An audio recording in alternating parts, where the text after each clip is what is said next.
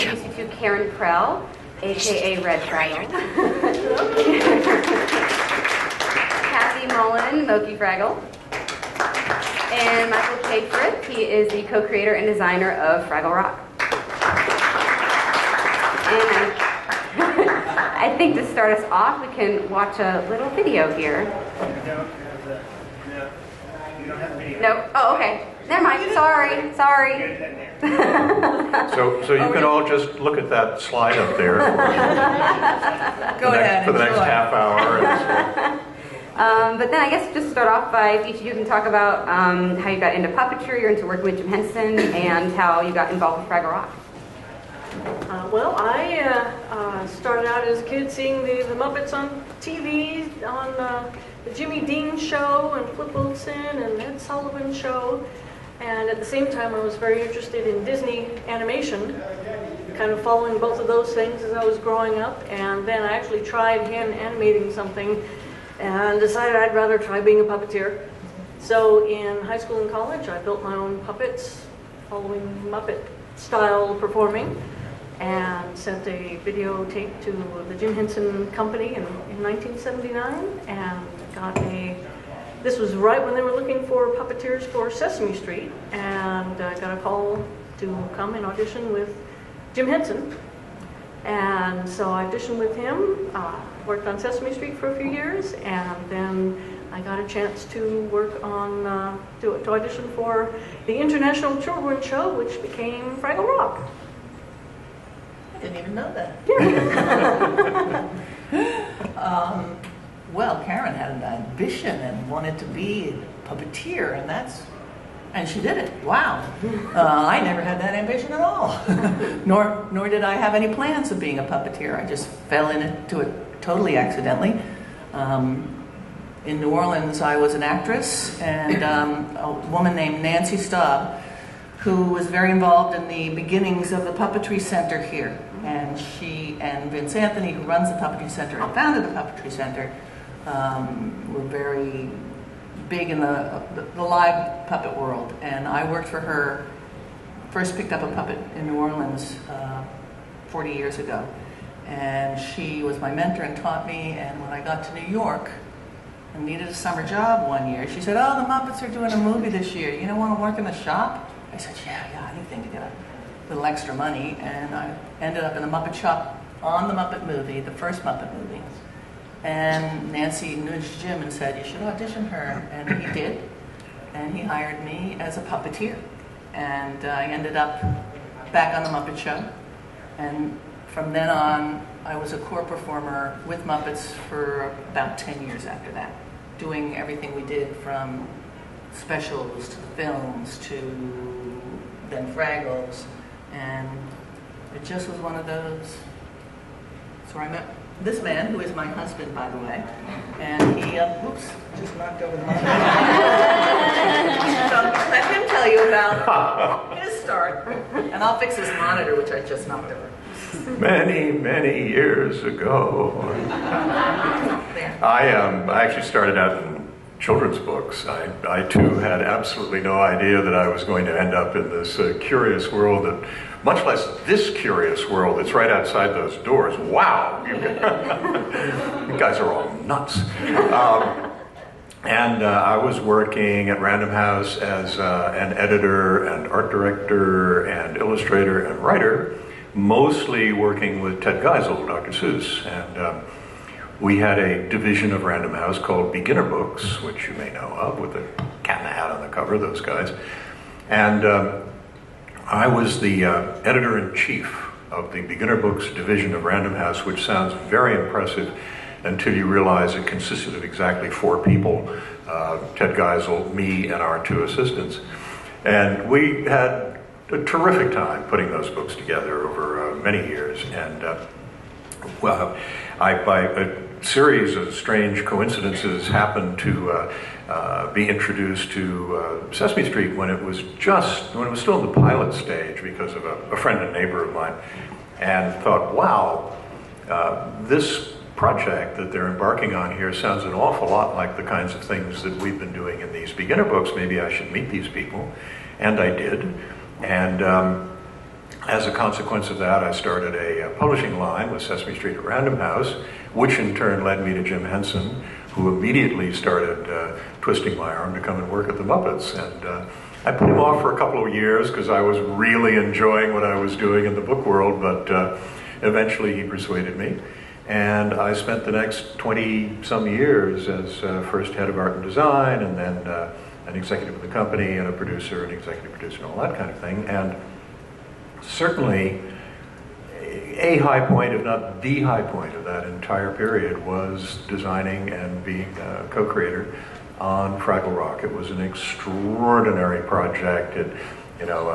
Kathy jokingly talking about its great ambitions, but it really did have ambitions when it began. We really thought that, excuse me, through the medium of puppetry, we could make a real difference out there, not just to kids in general, but kids around the world. And it really was designed to be an international children's show that would reach people and teach kids about the interconnectedness of all things.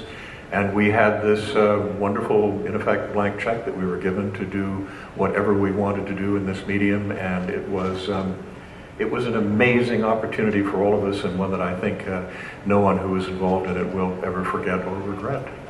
And one of the things that I still find kind of amazing about Fraggles was that it was probably a very small window in history of puppets in media that was able to happen. One, because there was all this development of technology that the Jim Henson Company had done.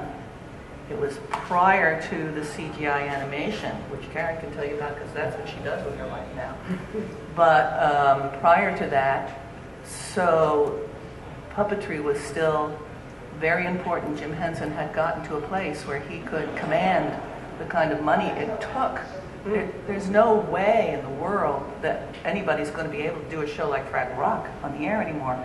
The budgets we had were phenomenal. I mean, we were doing a full-on musical puppet show. 3 days of shooting per week.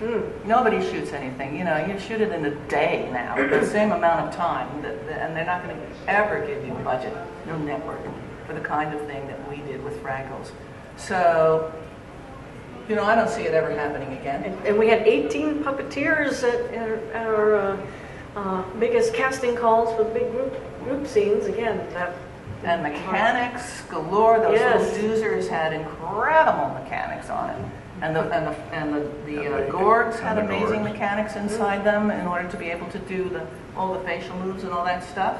And a full-time shop of the best puppet builders in the world. Costuming. Always there, continually building. As I was saying the other day at one of these panels, somebody was asking about the problems involved in making something like this happen. And I said, problems? Nobody ever said no to anything. There were no problems. Or if there were problems, they were solved instantly. Nobody ever complained. Everyone always said, wow, there's a new challenge. And the next morning you'd walk in and there'd be some extraordinary new puppet, or sometimes a whole new band of puppets that had been simply a line in a script, and they existed. We would be complaining all the time about, I need another take, just one more, please, please. We had 3 days and we were still complaining that. You do it now and you go, another take, are you kidding? You wouldn't even think about having that. So we were able to hone a performance, work together, figure out every move we wanted to make together, and we usually had assistants as well who were working with us.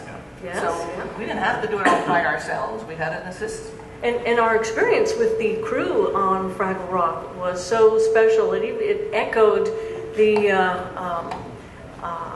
ideas of the show of different types of characters interacting with each other. We were working with Canadians. But everybody enjoyed learning about each other's work and appreciated each other's work and would make suggestions back and forth without feeling threatened, but just feeling like we were all an equal part of this wonderful recipe that we were concocting. And we just, Jim did an excellent job, as he always did, of selecting a wonderful group of people that would just work well together and be on the same wavelength. So he could just kind of go away and let them do the work he hired them to do. Just trust them to have fun while he could work on other projects. He let the Fraggles play. Yes, and the crew is still so close. We just had our 30-year reunion in Toronto, and we had over 100 people getting together. 30 years on, like everybody, the prop people, the camera people, the sound people, everybody, and it was just like we'd been working together yesterday. We could have just pulled out our tools and done another show like that. The spirit is still there. So 30 years on, it's special not only for the audiences that appreciate the show, but the people who created it. Kathy was saying it was shot in 3 days. We just have to emphasize it was shot in 3 days.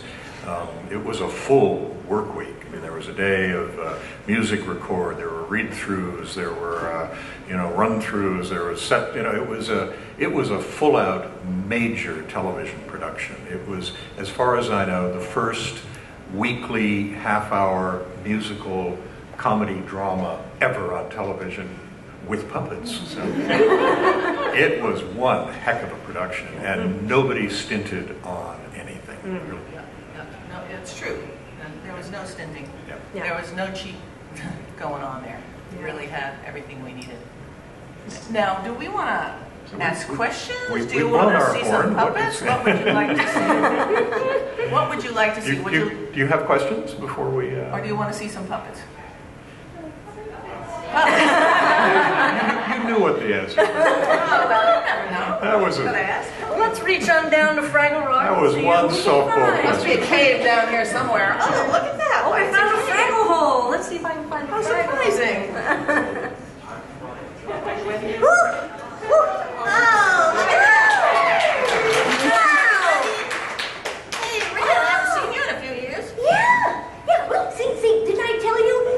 Places called cons where all these silly creatures get together, and usually. But you know what? It's way sillier than I ever thought it was going to be. Yeah, silly creatures are even sillier than we thought. Very much so. Yeah, Well, here we are at the convention hall. in Atalanta. Oh, really? Yes. I like the name of that. Yes. And, oh, wow. And this great hall is called Dragon Con, but I haven't seen any dragons yet. No, we have a great hall, too. I've We seen do? a dragon there. Yes. There was once a dragon there, as I recall. Outside. Oh yes. There's no dragons at Dragon Con. How unusual. And we got to be in that big party this morning, where everybody was all lined up and we had a parade, and everybody was looking at us and clapping, and they recognized us like they'd seen us before, but I don't remember seeing them in Fraggle Rock. Very fraggly, though. Yeah. Very fraggly. Oh yes. All that singing and Lots of dancing. music. Laughing and music. So much fun. I guess we are kind of like the silly creatures, aren't we? Yep.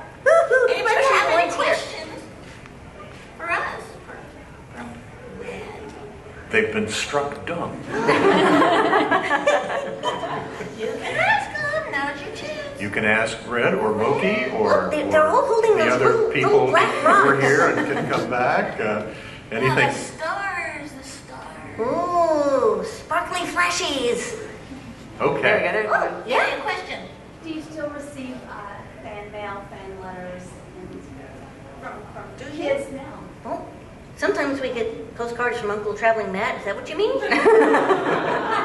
Yes. The other day. Yeah. All these weird tales about outer space. Oh, this place is Well, I don't weirder know though what than a his fan tales. is, but if it, I don't know what a fan is, but whatever it is, no. We don't know. Unless, are fans the people that were all shouting and yelling at us when we were in the parade? Maybe. In which case, we have a lot of them. I thought it was one of those blowy things that goes round and round. No? Well, anyway, guys, my arm's getting real tired. We had another question. I'll answer one. She's stronger than me.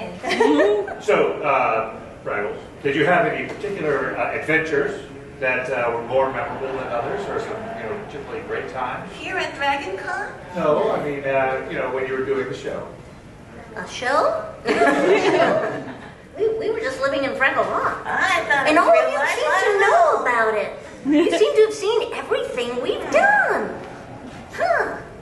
But We had lots of adventures. we didn't had lots of adventures. Oh my gosh. many, many adventures Yes. underground. Oh, there was that time that me and Gobo, we fell down the hole to who knows where. But then we found out where it went, and it was okay. It went to the Great Hall. And, Everything good? oh, do you remember the singing cactuses? No. Oh, they hypnotized me. we were going on this adventure, and they said, whatever you do, don't interact with the singing cactuses. And sure enough, Nobody should ever interact with a singing cactus. I did. Okay? And I got Could be a- could hypnotized. Keep that in mind. But Could you be a rescued prickly me. situation. You rescued me. Well, I'm good. Whew. Oh gosh. Oh, and we had so many adventures with the Gorgs. There was something about Junior Gorg's radish, Geraldine. And you were talking to him about his radish, Geraldine. It's like his favorite My radish. gosh, she's got a memory.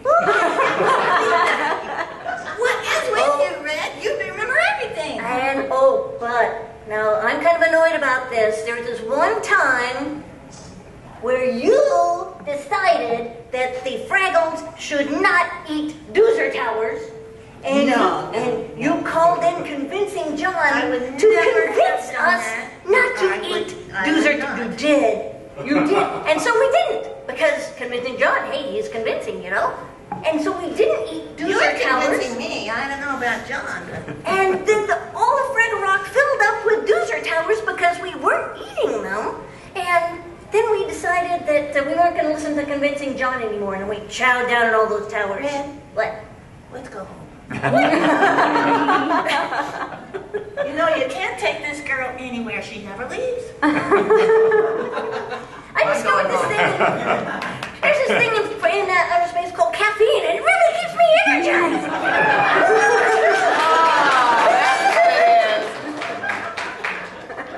Okay, now you can ask her questions. Or you can ask. Does anybody else have another Those two question? puppets We're going are to do like photos in about 5 minutes. So What's happening in 5 minutes? the photo time. Oh, You I'm guys, resting my I think arm they're before going to take photos. down for Okay. some photos. Yeah. So So any more questions, you guys? I mean, what would you like to know about? Really, we could talk a little bit more for 5 minutes. I'd like to know what you guys are doing now. Are you performing at all? Are you involved in puppetry art? Yeah, well, we are. Michael and I are. We have a company called No Strings, which we're going to do a panel on tomorrow. We do puppet videos for kids in at-risk in developing countries. And we're about to shoot 2 next week, believe it or not. 2 short films, puppet films, it's all puppetry, for the refugee kids in Syria. We're going to do one on trauma and one on social conflict peace building. And we're madly trying to finish the puppets for those right now. And we shoot, it's all completely the same Muppet style you're used to. We have full production, and we... and terrific people, again, the best puppet people in the world Yeah, come everybody. together Karen to hasn't work had on a chance these. to do one yet, but Yeah. Peter Linz, who you may or may not know, he will be with us this time.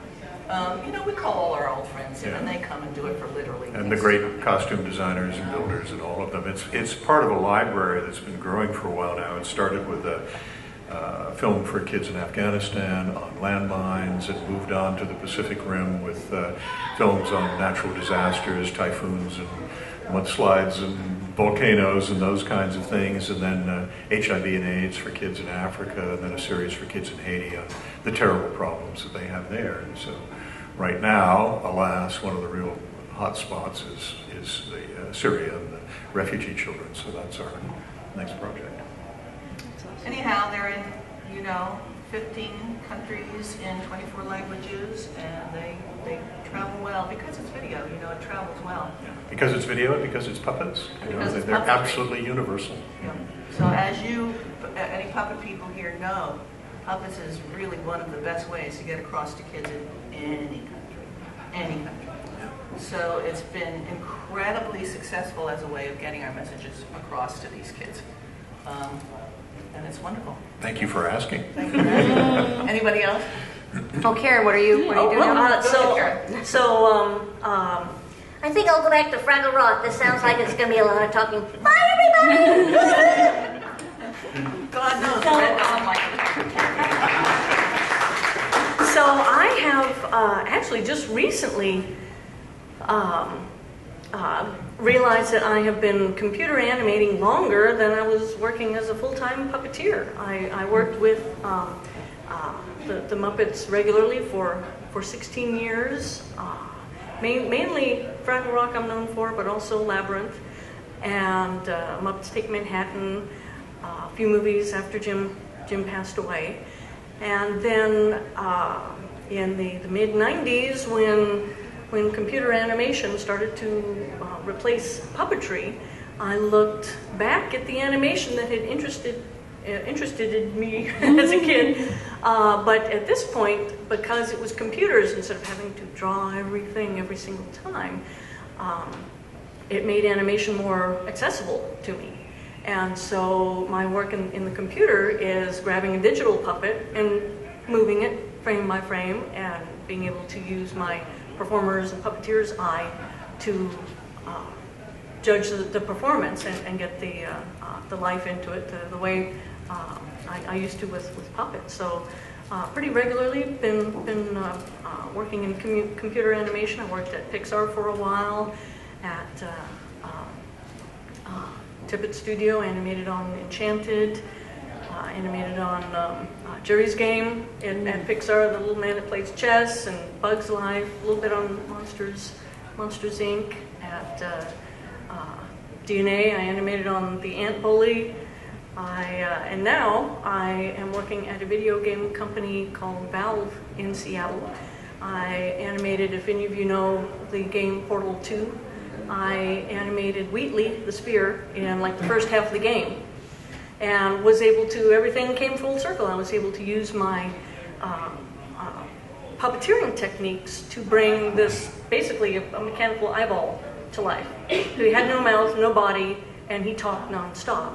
But just some of the same principles of that we use with performing the heads of puppets, I was able to apply to him. So that's what I'm currently doing, although now with with the Fraggle anniversary, there's more chances to get back to do promo things with puppets, and it's just like riding a bicycle. You put the puppet on, it's like boom, it's right there.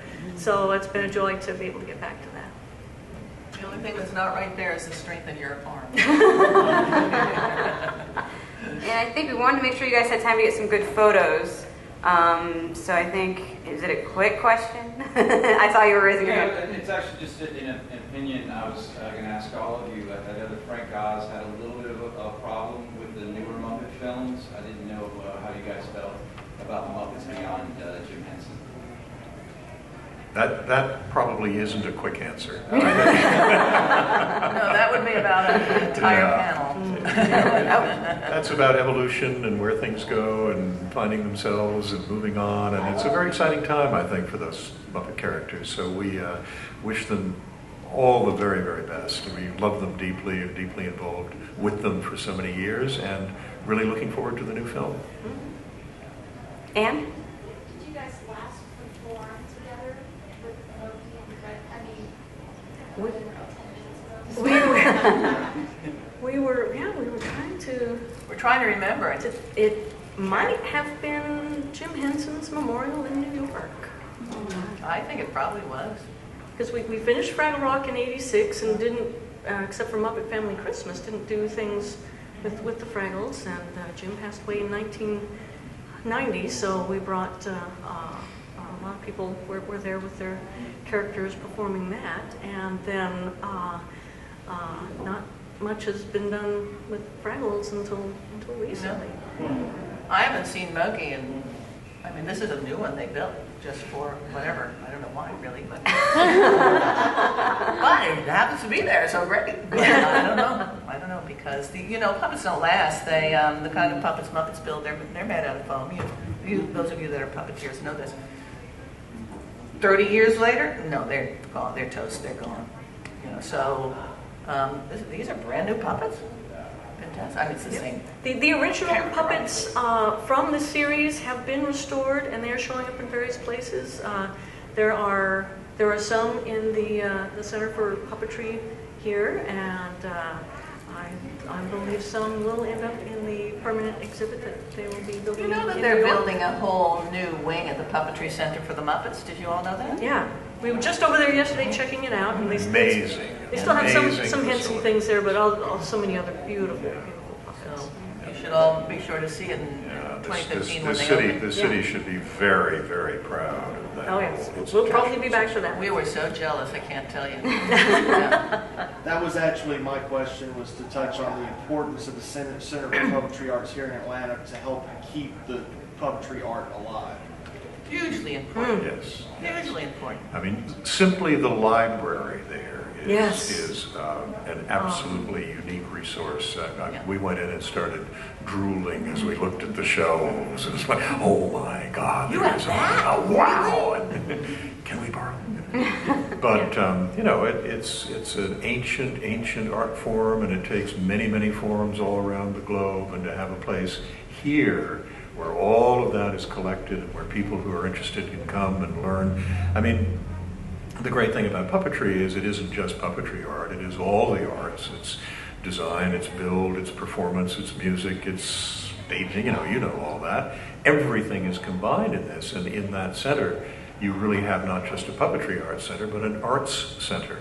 And particularly for young people who are looking to find a place to put their creativity, what an amazing resource that is. I felt like I died and got to puppet heaven there. Yeah, we were so impressed. Yeah, it's really thrilling, the work they've done. And Vince is about to celebrate his 35th anniversary of the Puppetry year. Center. Yep, And, next year. If anybody has a chance to shake his hand, do so warmly.